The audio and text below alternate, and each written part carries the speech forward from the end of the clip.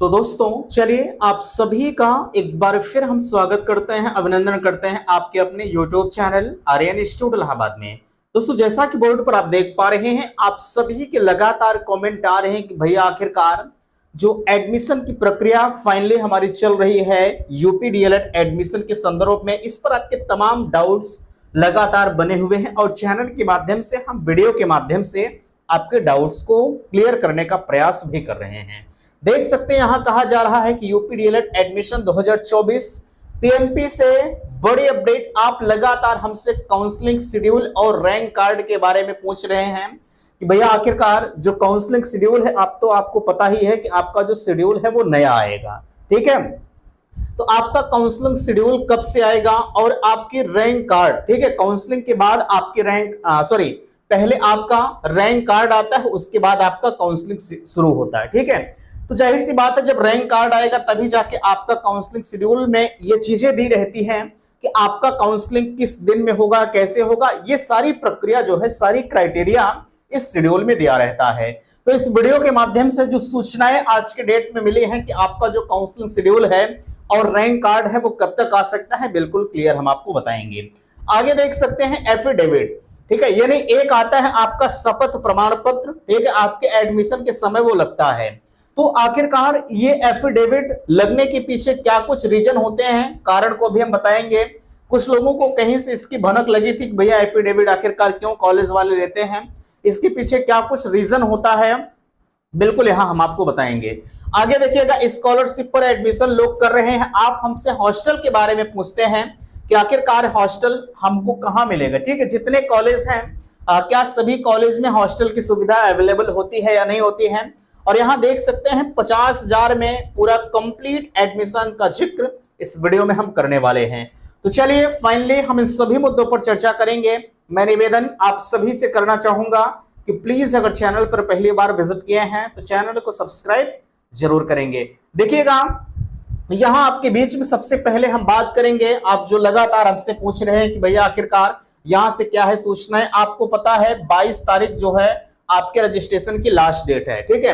22 तारीख last date है, 23 तारीख तक आप पेमेंट कर सकते हैं, 25 तारीख तक आप अपने फाइनल प्रिंट को निकाल पाएंगे, ठीक है। चलिए हम मानते हैं आपने फाइनल प्रिंट को निकाल लिया, पेमेंट कर दिया, सब कुछ प्रोसीजर आपने खत्म कर दिया। तो उसके बाद एक आती है हमारी भैया रैंक कार्ड, ठीक है। ये रैंक कार्ड हमारा कब आएगा, तो पहली चीज ध्यान रखिएगा, रैंक कार्ड के आने की जो बातें बताई जा रही, अभी तो फिलहाल हम ये लगातार आपसे कहते भी हैं कि जब तक कोई चीज ऑफिशियली तौर पर हमको नहीं मिल जाती तब तक हम किसी चीज पर विश्वास नहीं करते हैं, है ना। लेकिन जो सूचनाएं यहां से मिली हैं रैंक कार्ड के संदर्भ में, ठीक है, 25 तारीख तक आपके जो है आवेदन का अंतिम चरण चलेगा।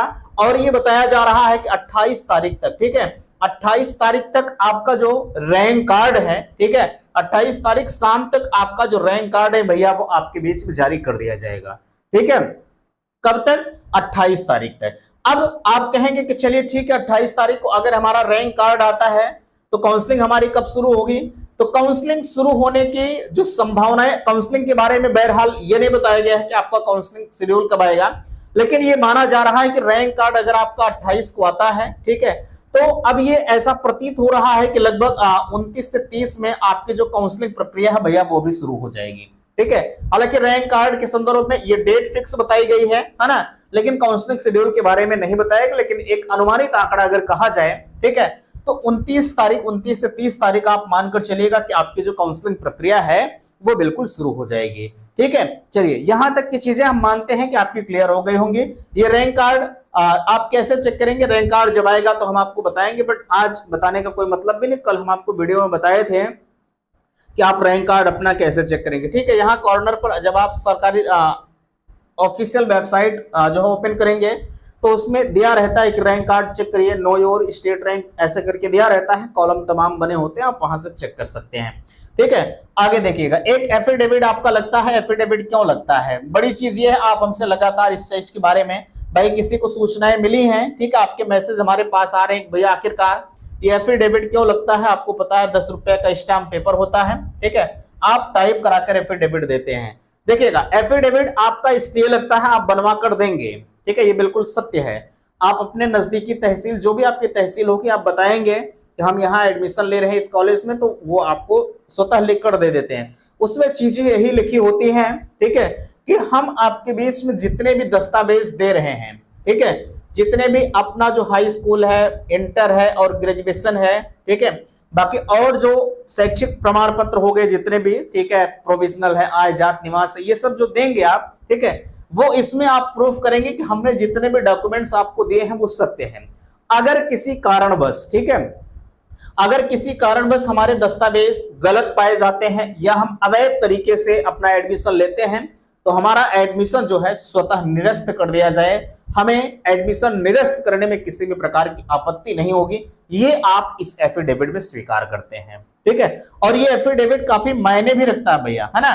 तो अब कुछ लोग होंगे कहेंगे कि यार अब तो हम तो फॉर्म किसी तरह से, देखिए दिक्कतें उनको होती हैं जो अपना फॉर्म थोड़ा बहुत मिस्टेक किए होंगे, ठीक है, बट मैं इतना जरूर आपसे कहता हूं, आपको दिक्कत तो बहरहाल नहीं होती है ना। लेकिन फिर भी एफिडेविट का काम जो होता है यही होता है, इस चीज को हमने आपको बता दिया, ठीक है।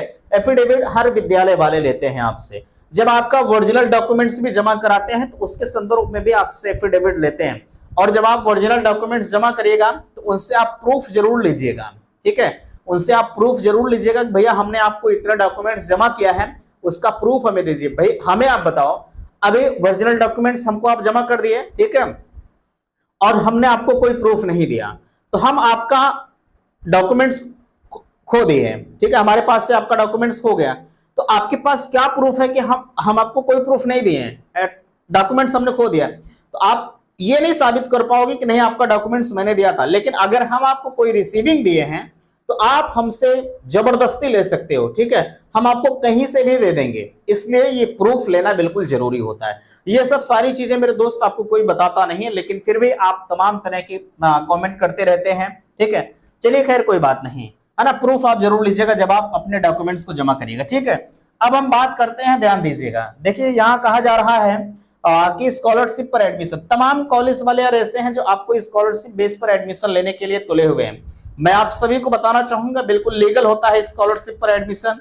समस्याएं ऐसे समय पर आती हैं जब आपका एडमिशन हो जाए, ठीक है, और आपकी किसी कारणवश स्कॉलरशिप नहीं आती है, ठीक है। आज मैं मानता हूं आपका बैकग्राउंड इस कदर नहीं है, ठीक है, कि आप स्कॉलरशिप नहीं आई तो एडमिशन आपका काम चल जाएगा, ठीक है। आप सिर्फ और सिर्फ इसी के भरोसे अगर एडमिशन ले तब तो मामला आपका अटक जाएगा, ठीक है। कॉलेज वाले तो आज कहेंगे चलिए स्कॉलरशिप नहीं आती है तो ठीक है आप मत दीजिएगा, लेकिन वो कल का आपको परेशान करने लगते हैं, है ना। आप कहीं भी भैया एडमिशन लीजिएगा तो इस चीज को बिल्कुल ठोक कर एडमिशन लीजिएगा कि अगर स्कॉलरशिप नहीं आई तो हमें कितना देना होगा, क्या कैसे, ये सारी चीजें, सारी क्राइटेरिया उनसे आप समझ लीजिएगा, अन्यथा की स्थिति में उसके भुक्तभोगी आप खुद होंगे, ठीक है। चलेगा, यहाँ देखिए हॉस्टल की सुविधा के बारे में हमसे कह रहे हैं कि आखिरकार हम कैसे पता करें। यार एक चीज मुझे बताओ, हम इस पर प्रॉपरली हमेशा चर्चा करते रहते हैं हॉस्टल के बारे में। अब हम प्रत्येक कॉलेज में जाकर ये नहीं चेक कर पाएंगे कि हॉस्टल कहाँ है, सही है गलत है, आप कहेंगे बिल्कुल सही है ना। तो आपको सिर्फ एक कॉलेज से मतलब, हमें प्रत्येक स्टूडेंट से मतलब है ना। तो आपको एक कॉलेज से मतलब है, तो आप प्रॉपर अपने कॉलेज के बारे में चेक कर सकते हैं भैया हमारे आपके यहाँ ये हॉस्टल है कि नहीं है, ठीक है। हमसे मेरे दोस्त मत पूछिए कि मेरे यहाँ इस कॉलेज में हॉस्टल है या नहीं है। लोग हमसे प्रॉपर कॉलेज के बारे में पूछते हैं कि ये कॉलेज सही है कि गलत है, लेकिन हम आपको नहीं बता पाएंगे कॉलेज सही है कि गलत है। हम अपने की जिम्मेदार, जो मैं जहां मैं एडमिशन आपको करवा रहा हूं, ठीक है, मैं वहां के बारे में बता सकता हूं।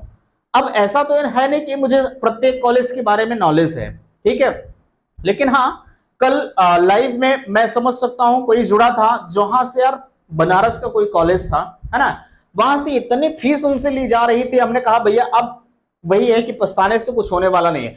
जानते हैं आप 5,000 रुपए उनसे प्रैक्टिकल के नाम पर लिया गया, 5,000 रुपए ही टीचिंग के नाम पर लिया गया, 2,000 रुपए प्रैक्टिकल फीस के नाम पर 2,000 रुपए उनसे एग्जाम फीस के नाम पर, ऐसे से लगभग 22,000 रुपए तक हमने जोड़ा था। एक एक चीजों को उन्होंने बताया था, ठीक है। 22,000 रुपए तक उनसे अवैध फीस ली गई, जो कि वो लीगल नहीं होती है ना। इसी चीज को मैं आपको आगाह कर रहा हूं। आप कहीं भी एडमिशन लीजिए, मैं ये नहीं कहता हूं कि जहां मैं करवा रहा हूं आप वहीं लीजिए, नहीं, ठीक है, आप स्वतंत्र हैं, आप कहीं भी लीजिए, बट भैया आप समझ बूझ लीजिए कि हाँ आपके यहाँ फीस क्या है, कैसे है, आप कैसे फीस लेंगे, ये सब सारी चीजें आप उनसे देख लीजिए, अन्यथा की स्थिति में आगे चलकर मामला आप सभी को देखना पड़ेगा, क्योंकि आपका सफर उनके साथ 2 साल चलेगा, है ना। तो इसलिए बिल्कुल आप समझ जाइए। बाकी अगर आपको 50,000 में एडमिशन चाहिएगा, कुछ इसमें गुप्त चीजें होती हैं जो मैं आपको नहीं बता सकता, बट आप कांटेक्ट करेंगे, ठीक है। यहाँ नंबर आप नोट कर लीजिएगा, मैं नंबर प्रोवाइड कर रहा हूँ 9452331053, ठीक है, ये नंबर है, आप यहाँ पर संपर्क करिएगा। मैं आपको बताऊंगा और भी चीजें, ठीक है। कोई एक्स्ट्रा चार्ज आपका नहीं होगा, एडमिशन आपका होगा भैया फिरोजाबाद में, ठीक है। देखिएगा कहाँ, फिरोजाबाद में, ठीक है। अगर आपको जरूरत है तो आप संपर्क कर लीजिएगा, बिल्कुल आपका हो जाएगा, ठीक है। तो फिलहाल के लिए उम्मीद करते हैं कि बातें आप सभी को समझ में आई होंगी। बाकी कुछ चीजें और हैं जो प्रॉपरली हम वीडियो में चर्चा करते रहते हैं। वीडियो छोटा है लेकिन आप सभी के लिए महत्वपूर्ण था। ये रैंक कार्ड और काउंसलिंग के बारे में हमसे लगातार आप मैसेज कर रहे थे, ठीक है। तो चलिए ठीक है, मिलते हैं आपसे नेक्स्ट अगले वीडियो में। वीडियो को लाइक कीजिएगा, शेयर कीजिएगा, और चैनल पर पहली बार विजिट किए हैं तो चैनल को सब्सक्राइब कीजिएगा। वीडियो समाप्त करते, थैंक्स, धन्यवाद।